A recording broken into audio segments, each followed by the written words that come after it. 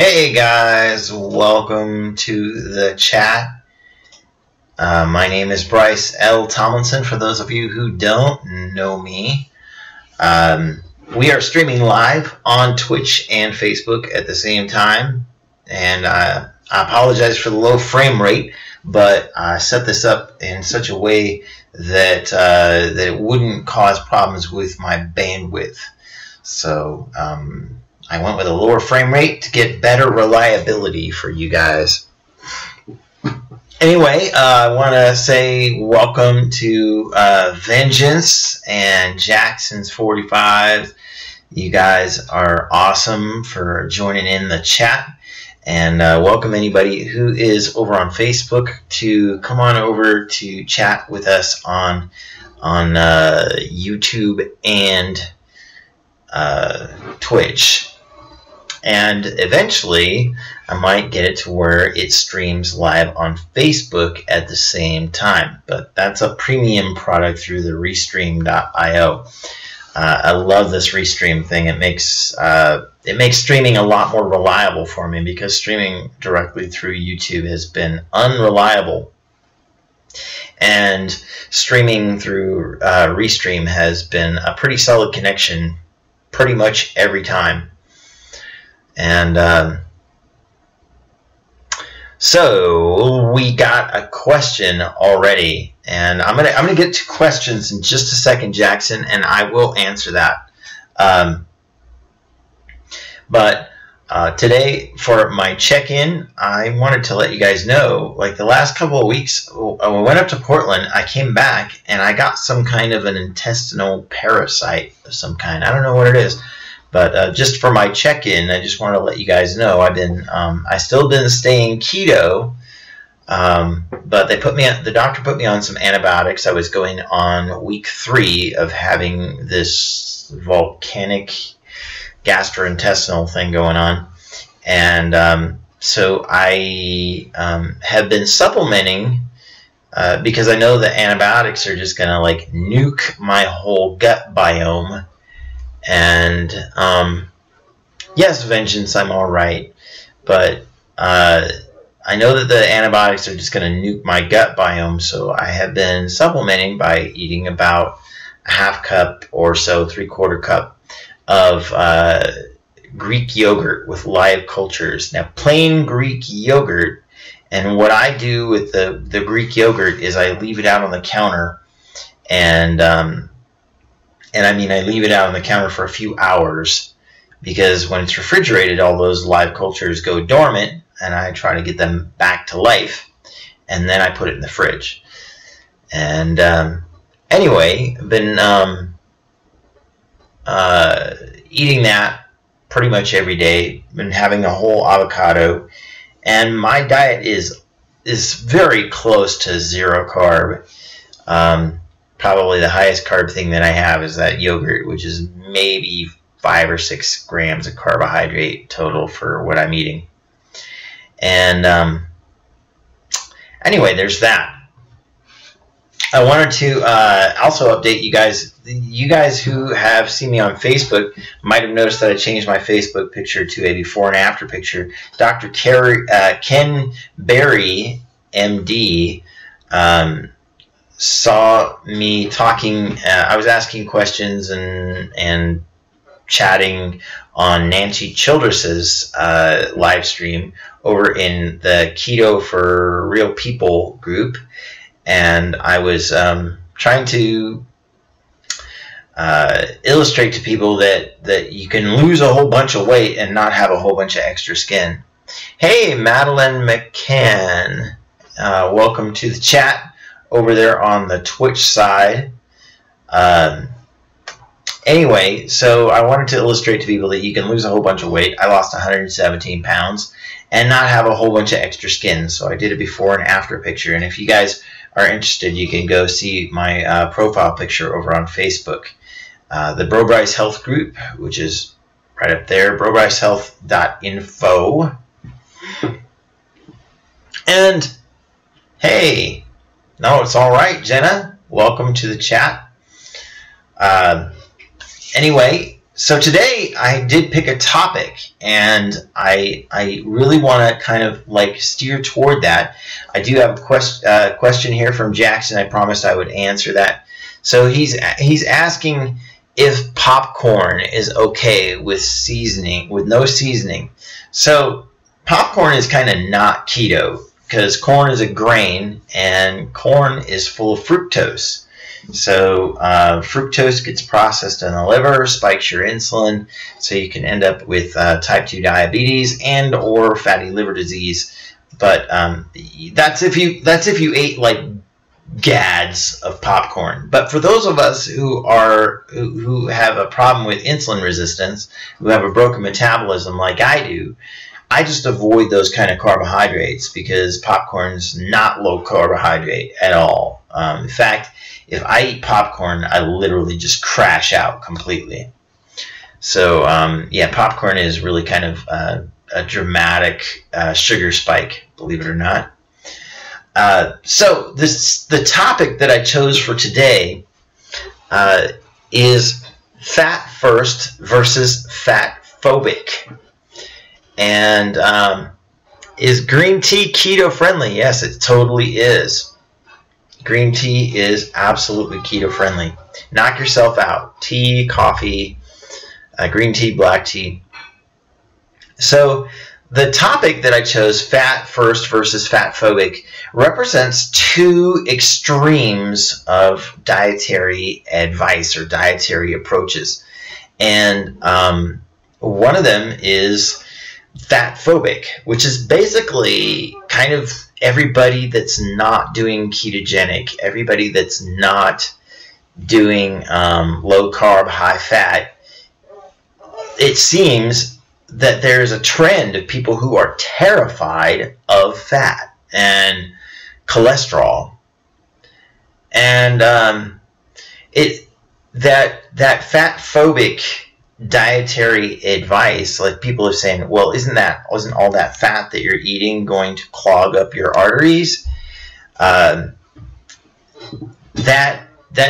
just sort of is the one extreme. And then the other extreme is saying, I'm going to add so much fat to my diet because I'm doing keto. I'm going to add butter to my coffee. I'm going to add coconut oil to my coffee, and I'm going to cook everything in mass amounts of lard, excess amounts of lard. And so there's these two extremes. Thanks, Jim. And these two extremes are kind of, they're sort of polar opposites. So the fat phobic crowd is the crowd that always like lectures me because they see me eating a plate full of fatty meats or fatty foods, and I'm not afraid of fat. I'm not fat phobic. I have no fear of fat because fat and cholesterol don't cause fat and cholesterol to build up in your arteries. What causes fat and cholesterol to build up in your arteries is inflammation. Now, if you have no real chronic inflammation problems, then probably the fat and cholesterol that you're eating on a regular basis is not going to be a problem. Madeline, I don't see the point there. I used to be a fat person, so I have nothing against fat people, but I do have a lot of compassion for people who are overweight and would like to seek to lose some of that weight. That's what I'm here to do. I'm here to help people if they want help. Some people don't seem to want to lose weight, and that's their choice.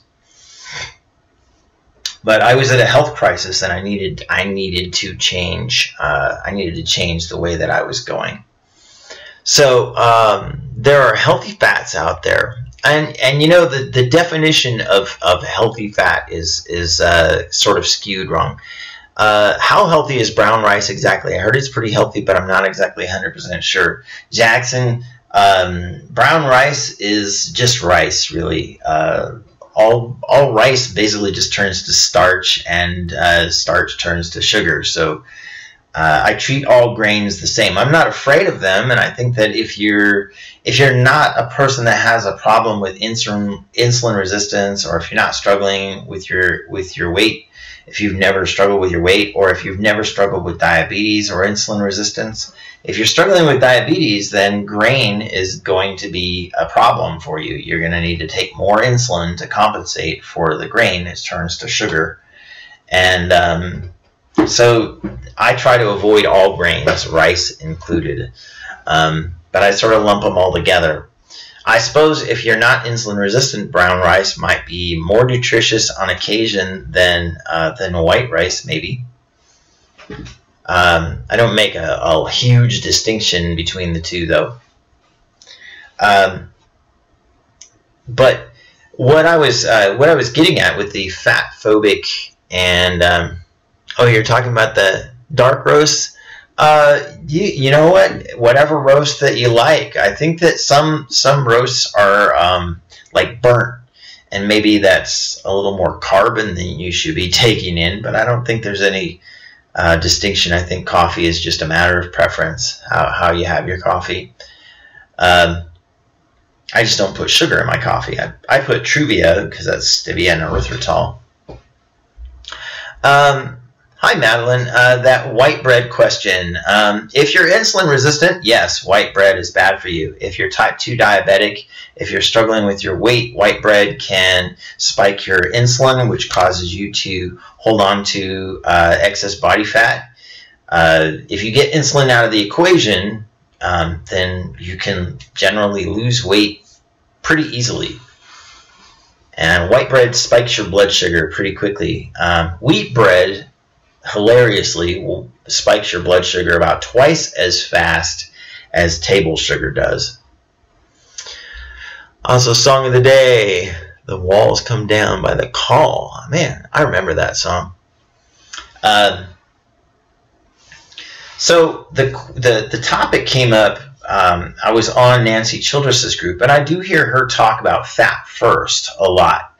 And I also see a lot of people bashing the whole keto approach, and saying, you know, all that fat, it's not sustainable. All that fat is, you know, just going to cause heart problems. You may lose a lot of weight, but then you're going to have a heart attack later on. So just to put all that to rest, my inflammation numbers are pretty great. My cardiac event risk factors, I went in to get checked because I'm a candidate for AFib surgery to correct a problem that I've had for a very long time with my heart. And but as far as having a cardiac event, like a heart attack or a cardiovascular type event, outside of the problem that AFib is, which is not caused by fat and cholesterol, that's my risk factors are so low that even with AFib, which multiplies your risk factors by 5, my risk factors are still very close to nothing. Can you still eat meat if you're on a low-carb diet? Absolutely. You can eat as much meat as you want on a low-carb diet, to be honest. I know there's a lot of debate over nitrates and nitrites, but a lot of that is based on mythology. Nitrates and nitrites don't turn into carcinogenic nitrosamines unless they're superheated. So you could literally overcook your meat, but as long as you didn't cook it over like 350 degrees, then your nitrosamines still don't come into play. So you should be just fine. And a lot of people give up red meat because of that, and it's really not a legit reason to give up red meat. I mean, if you wanted to give up red meat because of moral reasons or whatever, that's your own debate. But the scientific community does not really lend a lot to the idea that nitrates are going to be the problem that comes from red meat. Besides that, there are several hundred times more nitrates in leafy greens like spinach and kale than there are in a serving of red meat. So, popular YouTuber and activist Tyler Oakley talked about his struggles with binge eating and eating disorder during his teenage years. Luckily, he overcame it. Yeah, I think that there's a lot of psychology that goes into to eating disorders that that maybe I can't relate to, and I'm maybe not the best counselor on that. But the great thing about keto is that it kind of transcends eating disorders a little bit, because you can actually eat as much as you want on keto and still do pretty well. You can either not gain weight, or, you know, if you're feeling a little better and you don't eat quite as much, then you might lose a little more weight or something. But the truth is that with keto, you're pretty hard pressed to eat 2,000 calories of mostly protein and fat. It's kind of difficult once you get adapted and you're no longer really all that hungry. The truth is you just don't get that hungry on keto because you're fat adapted, and fat is very satiating. And even when you're not eating tons of fat, your body is burning more body fat, which brings me back to that fat first thing. Now, I understand that when you are first very early on in keto, now the first few months of me being in keto, that was really my mantra too, fat first. I can eat as much fat as I want and I can feel satisfied, and I would actually have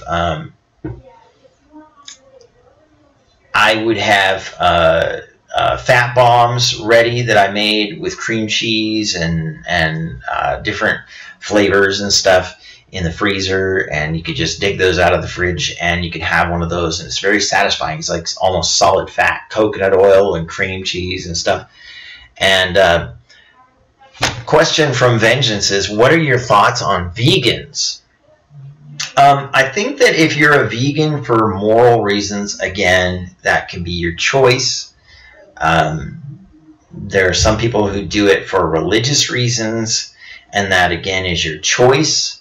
But the science doesn't really support the idea that vegans live any longer than meat eaters. That is just not, that's just this really kind of, there's been an extensive amount of studies done on this, just thousands and thousands and thousands of people, and the vegan community actually is pretty disappointed with the results of it because it didn't say that vegans live any longer.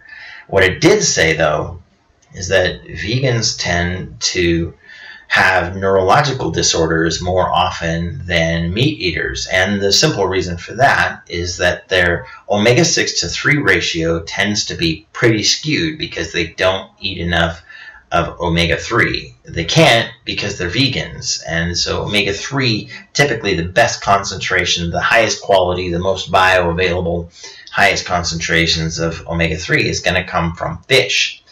And so not only wouldn't vegan eat fish, but they wouldn't take in fish oil to even out that omega-6 to 3 ratio.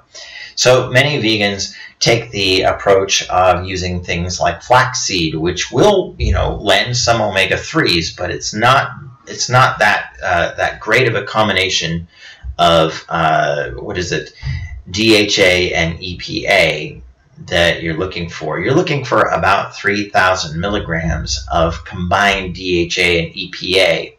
And that's not saying, you get a fish oil tablet that says 1,000 milligrams and take 3 of those. No, look how much DHA and EPA is combined in there, and that's what you're going off of. So that's my take on vegans. There is a radical vegan movement agenda thing out there, which I don't think is any more logical than people going out there and just trying to force feed people meat either. So people that want to throw their meat in other people's faces and flaunt that, I don't think that that's any better than radical veganism. But veganism does have a very sinister approach to trying to change the way nutritional science is looked at. And unfortunately, that's led to some really severe problems in our dietary approaches. Jackson says, some even argue that PETA are a hate group in a way. They may have some tendencies that direction. How often does your blood sugar go down? My blood sugar stays about the same pretty much all the time, because I don't eat enough carbohydrate to spike my blood sugar, so it doesn't spike my insulin, which drives my blood sugar down. Now, if I was to sit here and eat like a cheese Danish in front of you guys, you'd probably watch me just completely lose my consciousness right in front of you. That would probably happen. Mushrooms don't have any health value, right, Bryce? I like mushrooms, however. Actually, I think mushrooms have a pretty good amount of potassium. They're a good source of electrolytes. They have, they're pretty nutrient dense, and they're fairly low carb. Decent amount of healthy fat in there, and especially if you fry them up in butter, makes them even better. So that is, you know, I think that mushrooms are great. I think I like to have them on my little low-carb pizzas that I make with fathead dough. But the fat-first approach being, you know, eat fat bombs, add coconut oil to your coffee, add, you know, butter to your coffee, all of that stuff. I don't think that it does any harm, especially for someone who is trying to adapt to keto. But at a certain point, the fat that you eat negates the fat that could be burned off of your hips. Now, if you're hungry, I say eat. I think, you know, just eat real food. Like I said, jerf, just eat real food. I like that. So I think that just eating fat specifically, it kind of goes against that belief. I'm sort of like a moderate on this respect, okay? I'm not fat phobic. I'm not afraid of fat. I think if you eat saturated fat, I don't think it's going to do you any kind of harm as long as you're keeping your carbohydrate level low. Now, if you are eating a lot of saturated fat and a lot of carbohydrate, you're doing yourself a major disservice, and you're going to cause a lot of inflammation and problems in your life. Even if you don't gain weight, you're still going to have inflammation. So I know a lot of skinny people, they have type 2 diabetes and or chronic pain, and that could be prevented by just going with one or the other. So the combination of saturated fat and high carbohydrate is kind of a deadly combination, deadly cocktail. You like fruit. How does fruit play on a keto diet? Fruit does not play on a keto diet. Fruit is mostly off the menu, except for some berries. I usually tell people, especially in the beginning, stick to 1 ounce or less of berries, because it's easy for it to be a trigger because it's sweet, right? Even though it's sweet, it doesn't actually have that much sugar in it, so it's really not going to affect you that much. But if you go over 1 ounce, you're going to go down this rabbit trail, and you're going to spike your blood sugar, and it will not be low carb. Trust me, when you eat as many berries as you would really like to eat.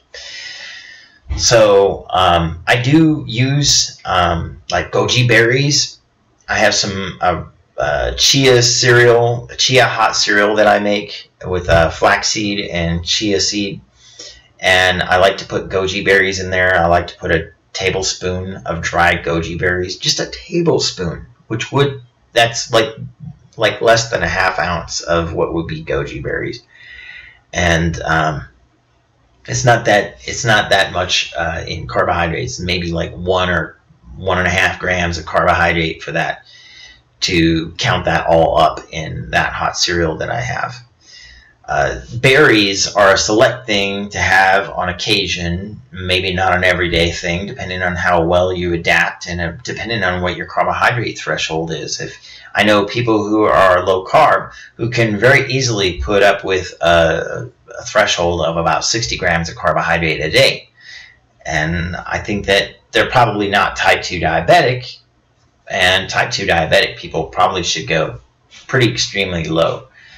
Probably lower than 20 grams of carbohydrates in a day. But pretty much any fruit that you eat, a regular serving of it is way more than any normal low-carb person is going to be putting into their diet at all. So like any kind of serving of just about any fruit other than berries is pretty much off the menu for keto people. So again, to clarify on that fat first thing, I don't think that fat's bad. However, once you get to a certain point where you're adapted, I think your natural tendency is going to be to, I don't need that butter in my coffee. I don't need that coconut oil in my coffee. I think that, you know, I give a lot of slack to people when they first start out in keto. Like, eat as much fat as you want. Whatever it takes to get you adapted. But once you're adapted, the natural tendency is going to be to scale back because you're just not that hungry. And you should listen to your body and say, you know, hey, I can't eat all this. So when you're not hungry, don't eat. But on the other hand, don't be afraid of adding that fat if you want. I mean, like Sundays, I add a bunch of fat to my coffee, and some other days sometimes. And I'm not afraid of that. But I've also reached my goal weight. So if you haven't reached your goal weight yet, then you could just as easily get by burning the fat from your body as you could from having another tablespoon of butter in your coffee. And I think that that's going to slow some people down. But again, if you're hungry, go ahead with that. But if you're not hungry, don't just add it for the sake of adding it. As Butter Bob, and I think it was Zoe Harkram that brought this up. She was talking about how many people she sees adding butter to their steak at these keto conferences and stuff. And that's great. It tastes awesome. I will say, butter on your steak, yeah, but if you don't need the extra fat to enjoy it, then maybe don't do it. That fat that you're not eating gets eaten anyway off of your waste. Hey buddy, I'm just finished supper. Sorry I'm late. Hey Todd, welcome to the chat. Yeah, goji berries are yummy too. To me they're like raisins, but without all the sugar that raisins have. Raisins are like super high sugar. So I love having goji berries in my hot cereal. The fat phobic crowd, on the other hand, likes to preach at me and people like me that this fat is going to clog up your arteries. But that's not how it works. The truth is that if you don't have inflammation in your body, which, by the way, saturated animal fat is very anti-inflammatory. If you don't have insulin in your blood. If you don't have insulin in your blood, saturated fat is a very soothing, calming, anti-inflammatory type of ingredient to have in your diet. And insulin in your blood is, of course, triggered by blood sugar. Blood sugar is brought on by carbohydrate intake. And hypoglycemia, by the way, is the reverse. That's low blood sugar. So you'll have low blood sugars. But those low blood sugars are typically brought on by an insulin spike. So hypoglycemic people are typically going through this vicious cycle where they have to eat something because their blood sugar went down. So they eat, but they're not regulating what they eat. They're not measuring it out, trying to figure out how much do I need to bring that right back up to normal. They're eating in a panic most times that I've seen, and so they're trying to eat as much starch or as much sugar as they can, a very large soda pop or something like that, and that spikes your insulin. Once your insulin is spiked, it is going to drop your blood sugar relatively quick. And for a person who is insulin sensitive, that's going to make them hypoglycemic, low blood sugar. And you can die from low blood sugar. You can also die from high blood sugar. But once that person slowly starts leveling this out to where they are working with smaller and smaller increments of carbohydrate and bringing it down, they bring it down to almost nothing, or they bring it down to nothing, their hypoglycemia typically disappears. Now, like I say, I'm not a doctor. I can't give you medical advice. I would never tell anybody to stop doing what their doctor is telling them to do. But what I do tell people is what I did and my own experience. So my doctor told me to move more, eat less, and I didn't do that.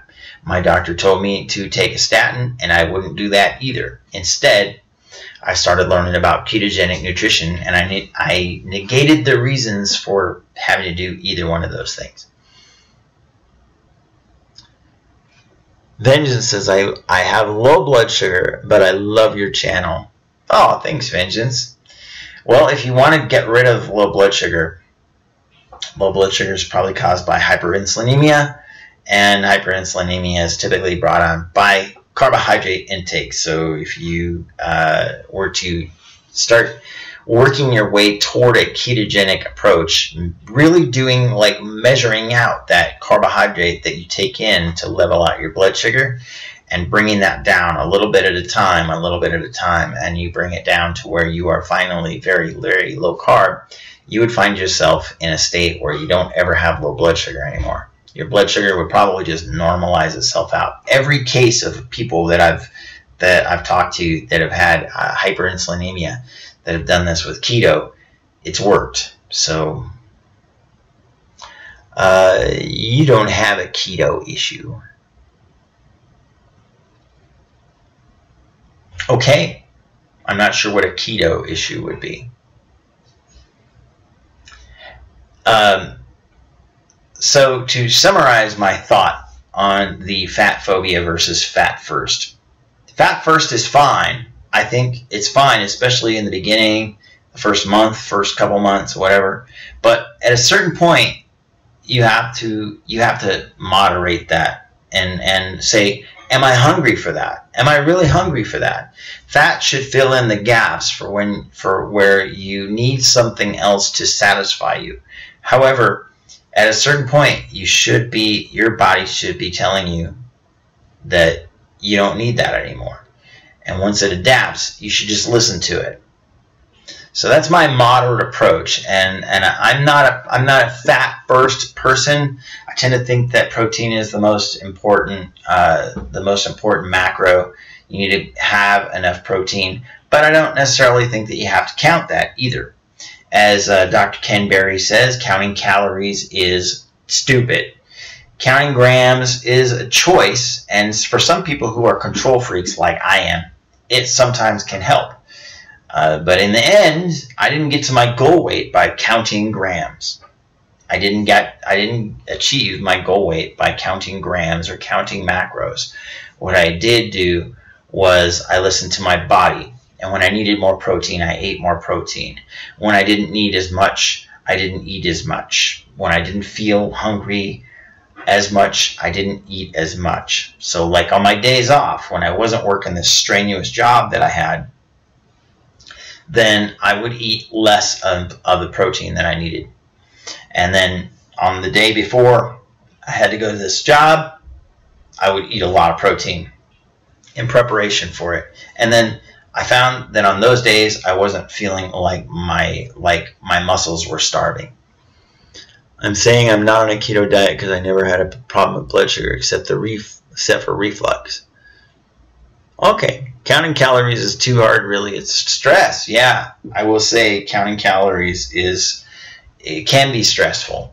In the beginning, though, it does. I feel my take on it is this.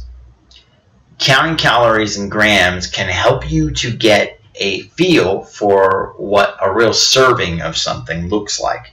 Especially when people are just getting familiar with low carb approach. For some of those people, they don't realize how many grams of carbohydrate is in a tablespoon of this or an ounce of that. So they may overeat on some things that they think are low carb, but in the amount that they're eating are not low carb. So counting grams and counting calories, I feel, can be helpful for people to get a scope of what a real serving of something looks like.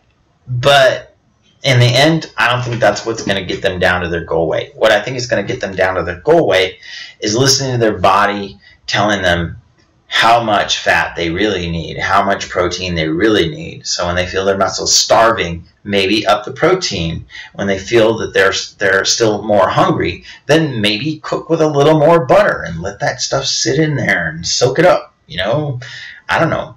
But you guys have been in the Facebook group. You guys have seen some of the really super fatty breakfasts and lunches that I serve myself. But you know, hey, This guy is at his goal weight. That's how he's able to confidently do that. Now, I've always eaten a high-fat diet. It's really ridiculously high-fat, especially when you're thinking about standard American dietary advice. But for me, I actually scaled up my fat when I got to my goal weight because I don't have to worry about calorie restriction. I didn't get to my goal weight by moving more and eating less. I got to my goal weight by listening to my body. What exercises do you do often? And Todd says, I had beef roast, baked potato, and carrots. I would lay off the carrots. Carrots are not keto. Carrots are all starch, so it's all sugar. You can get your beta carotene somewhere else. Check out Google to look up beta carotene and foods that contain beta carotene and find one that's keto friendly, because carrots are not. Jackson says, what exercise do you do often, Bryce? I go to work. I work at a warehouse store, so that's the exercise that I do. But really, I'm a computer geek and an artist, so I haven't really been to the gym in a couple years, and I don't plan on going. You know what? If you're a gym fanatic, then great. I don't think that exercise is going to help you lose weight, though. I'm not a person who believes that exercise really helps you lose weight. But if you want to build your dream body, you go for it. I will say that if you're doing keto, strength training, resistance exercises are better than cardio.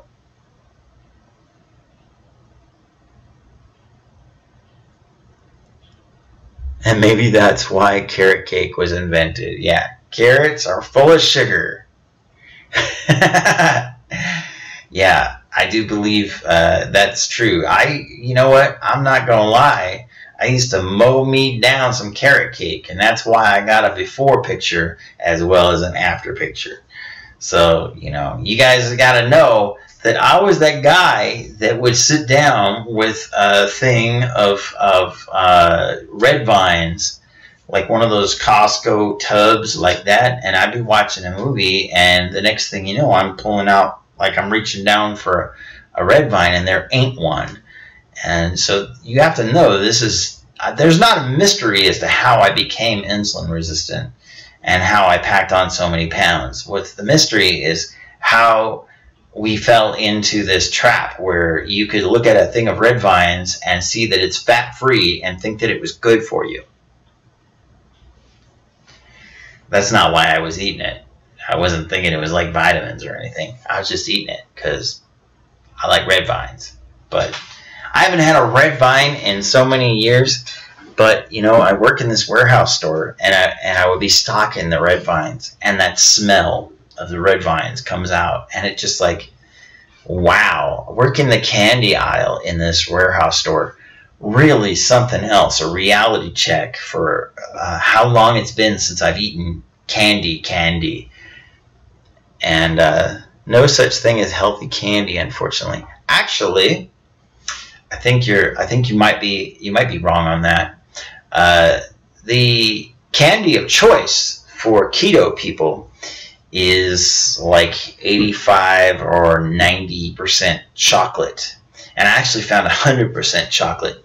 So you just eat that stuff a square at a time and enjoy. So, you know, have a square or two each day and feel fine about it. But yeah, red vines, man. Whew. That was my crypto night. That and cherry cheese danishes and chocolate eclairs and Butterfingers and Chico sticks and fruit pies, Hostess fruit pies. You know, I was never a big fan of ding dongs or Hostess cupcakes or even Twinkies. Twinkies were good if they were frozen, but you know, all that stuff that Tony eats over there on the Old Nerd Reviews channels, it really freaks me out. Yeah, the candy section is like torture, isn't it, Jenna? It's like the smells, right? The smells. Because I see myself like eating a me-shaped hole right through a wall of cases of Butterfingers and and red vines. And I'm not trying to say this to trigger people who are watching this. This was me.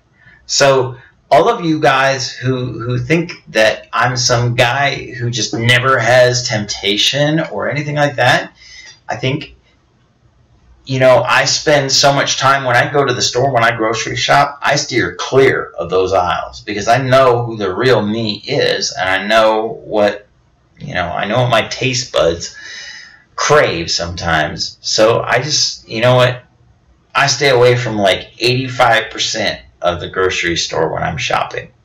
It saves me a lot of time.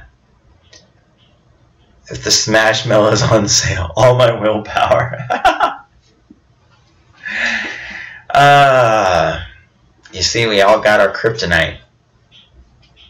Now, so it is for those moments, though, that fat bombs are for. That's what they're for, right? You find a great fat bomb recipe, like I got some great fat bomb recipes, but I haven't made fat bombs in like a year and a half because I don't need them.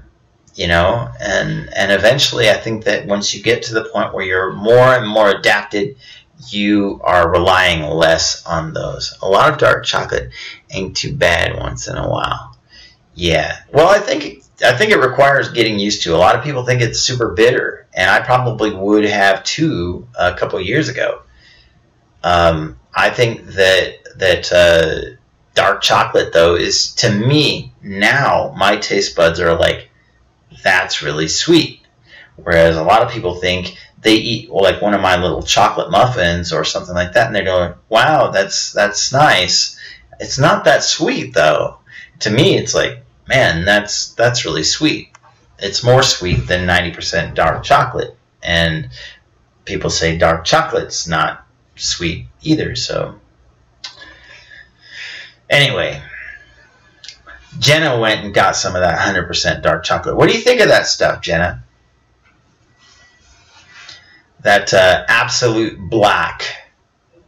I don't remember what the brand name of it is, but we got it at Trader Joe's down the road. And I kind of dig it. I like it. It's interesting because it's not sweet at all, but it's not bitter. It is very smooth, surprisingly, and it's got little crunchy bits. Black licorice is actually kind of dangerous, people said. Yeah, something in the black dye. And it's also the anise. You're not supposed to eat anise, but anyway, a lot of chefy people like that star anise. Yeah, it is. It's really good, isn't it? It's so smooth. I was really surprised at how smooth that 100% dark chocolate is. And I was surprised, actually, that there was 100% dark chocolate. Hey, we are coming up on the quarter of the hour, so I'm going to give away a book. And I don't think anybody in here has won a book lately, so I'm going to throw it up for everybody. We have the New Atkins for a New You workbook.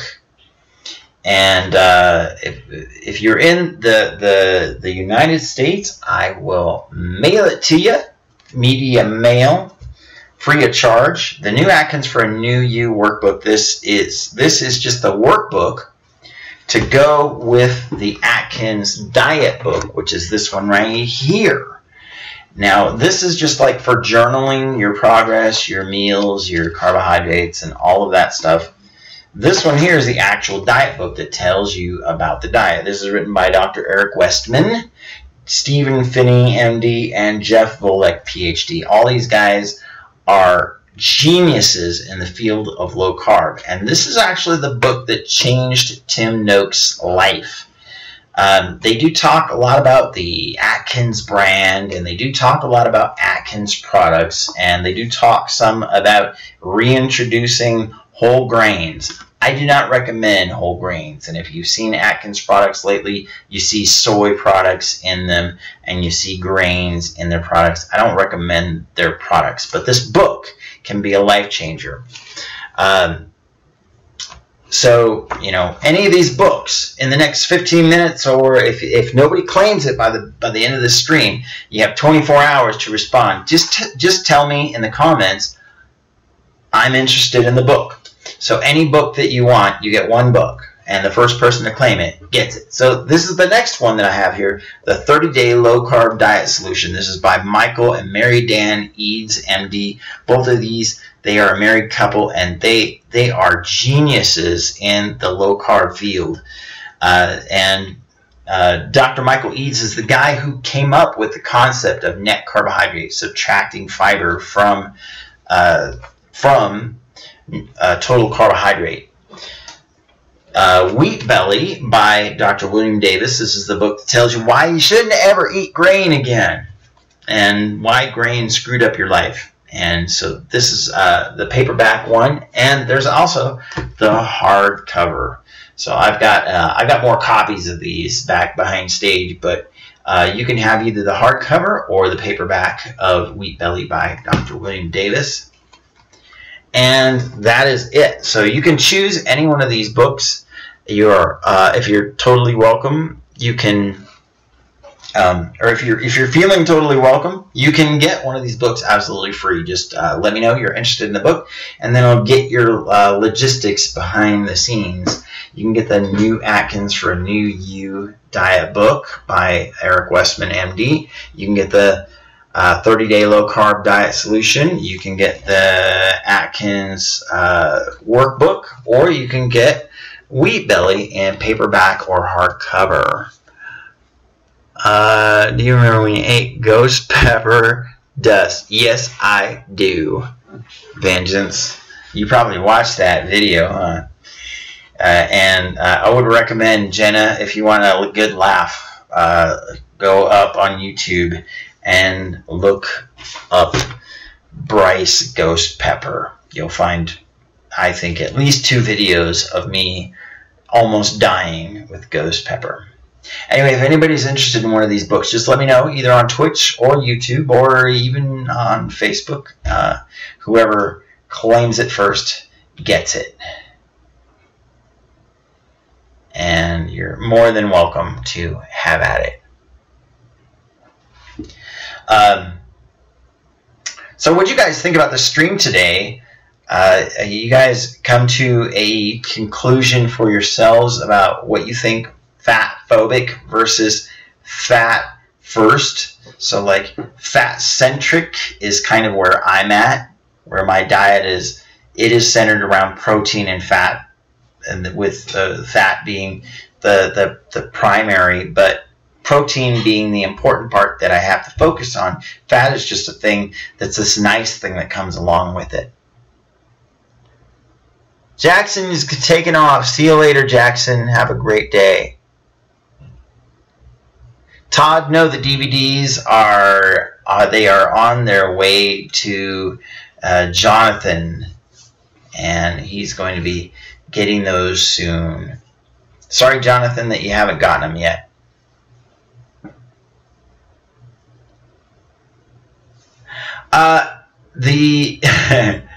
Jen is asking, is there any particular reason why you do something like that? Well, I've never been one to sort of chicken out from that kind of a dare, and I'm a chili head, so I can very easily take very hot chili stuff, but the way that I did it was dumb. It was real dumb. But the whole time that I'm kind of going into shock, which you don't see behind the scenes there, is what's going on in my head as I'm going into shock from this ghost pepper trying to kill me, is me saying, you know, hey, this was a really stupid way to do this, but under other circumstances, this isn't too bad. It's not too hot. It tastes really nice, but it's too bad that I'm kind of almost dying. Fair enough. Aw, Vengeance, thank you. Thank you so much. Coming up on 7 minutes from the hour, and nobody's claimed a book yet. You guys are all welcome to get a book if you want one book for the first person to claim it. Now, if you're not into keto, save it for somebody who's really into keto. All of these are thrift store finds. They might have some scribblings in them. They might have some notes that somebody left, but all of them are in pretty good shape. I've screened them pretty well, and they look pretty nice. And Jenna, if you want it, I'll bring it to you on Monday, because I'll see you then. Anyway, thank you guys for joining us. Hey, if you haven't already, join us in the Facebook group, BroBryceHealth.info. It'll take you right to the Facebook group where everything happens on a regular basis. I've also got my pin post in there that's got a bunch of recipe threads and different kinds of resources for people. Get one that you think would be good for Danny to read. Danny would do well with either this one or this one, I think.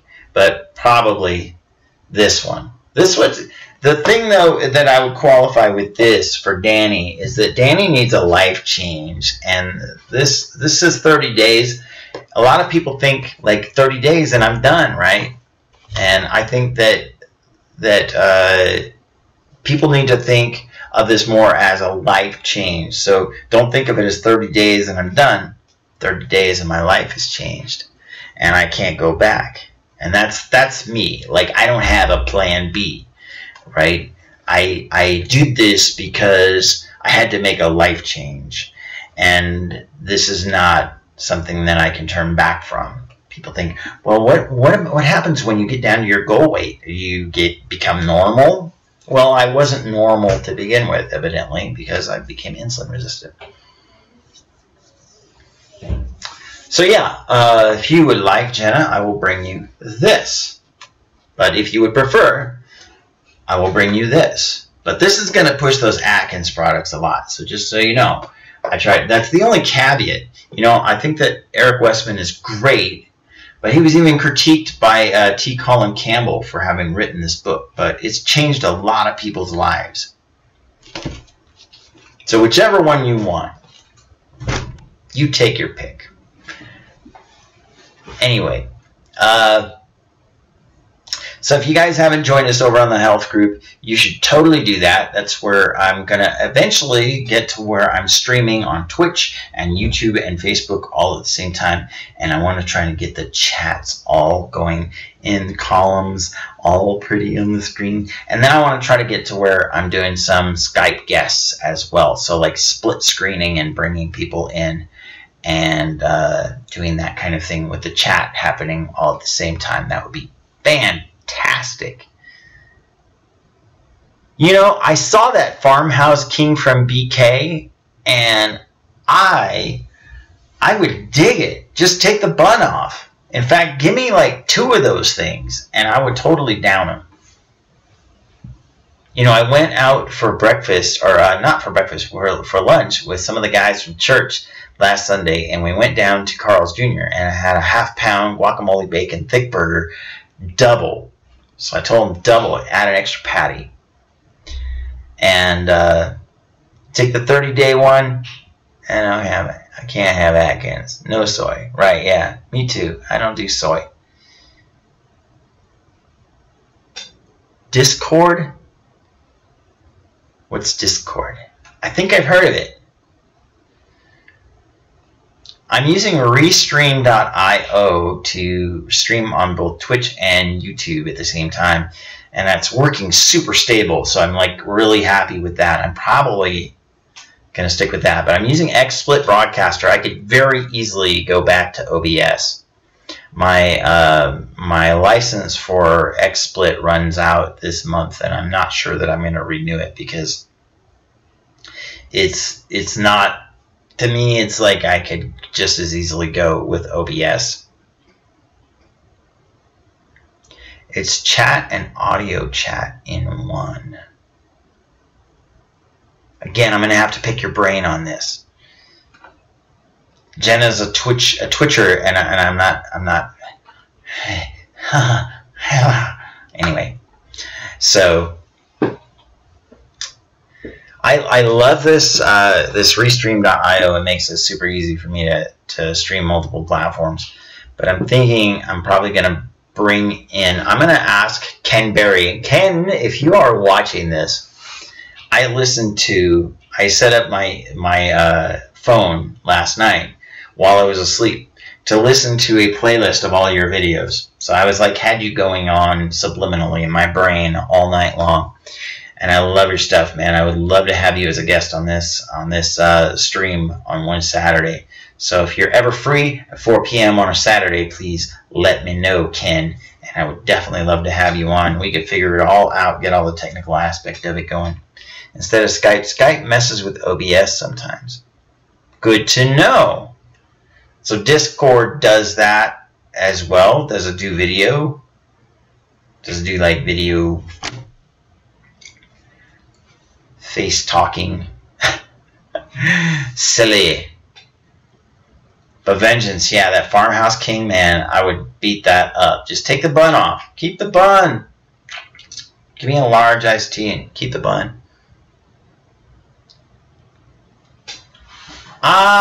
You know, I don't know that I have. I don't do a lot of diet soda these days.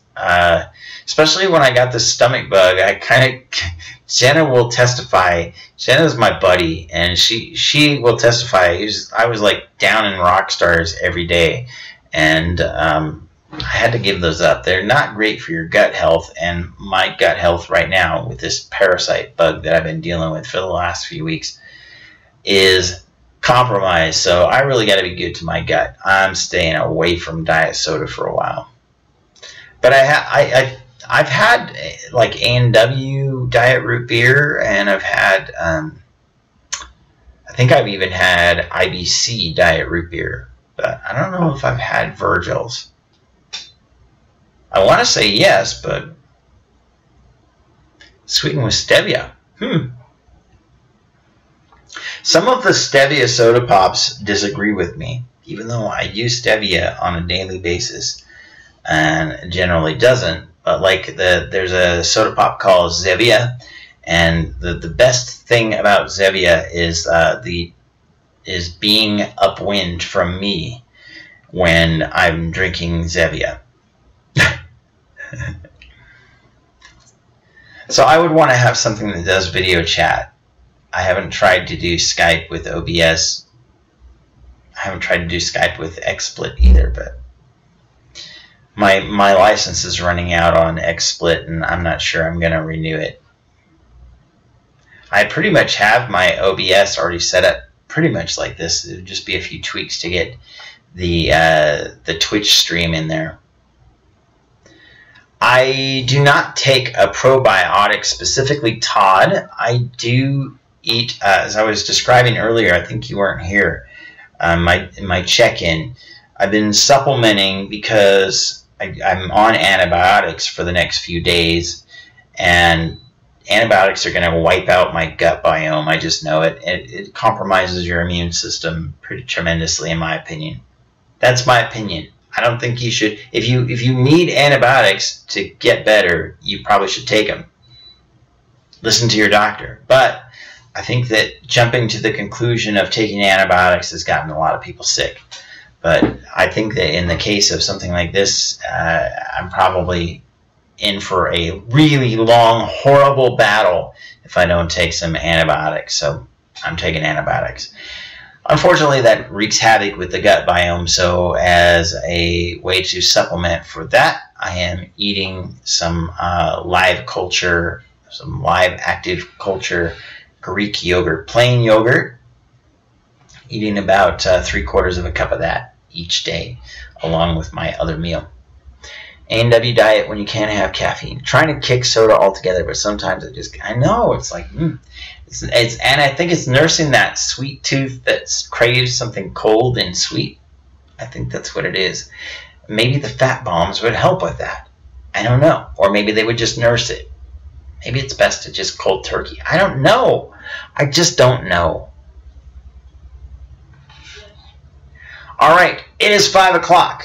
I am going to go over and chat with Old Nerd Reviews and hang out with you guys over there. If you choose to join me over on YouTube, Old Nerd Reviews, and he's great. And some of these guys came from there, so it's a blessing to have you guys.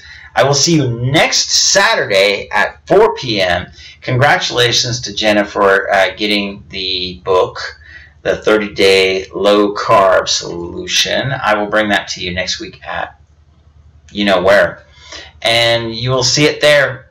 Thank you guys for joining me. We'll see you next week at 4 p.m. Thank you for Vengeance moderating the chat. Thank you for no trolls. Thank you, trolls, for staying away. And I want to also thank Jim McKeever for calling me a frog. I want to call out Madeline for asking about white bread, and shout out to Todd and Jackson's 45, who is departed, but well, not really departed, but he's departed from the chat. Anyway, thank you guys for joining me, and I will see you next week at 4 p.m. Please join us over there on the Facebook group on brobrycehealth.info, and I would love to see you there. Bye-bye.